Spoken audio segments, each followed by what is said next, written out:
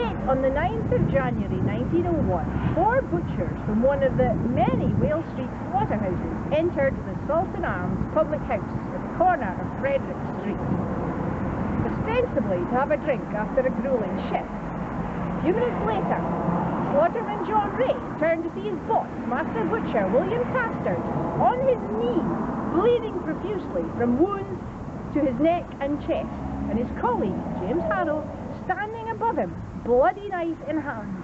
The young man, known to his fellows as Jeek, ran for his life as Davy Ewing, another butcher, tried to seize the knife from Harrow, only to be stabbed himself. Harrow would later be described by the police surgeon as a person of unsound mind and dangerous to the lieges, which meant he was a danger to the public. Me? Are you calling me a lunatic? Are you denying the holy angels of heaven? You weren't being warned by angels. You were hearing voices inside your own head.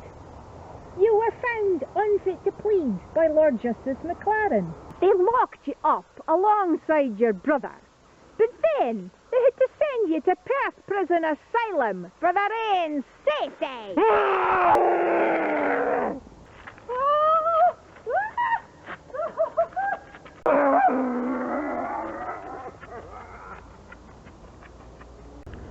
This September, Head and Aberdeen Tours brings this gruesome tale back to life in our ever-popular Murder History Tour.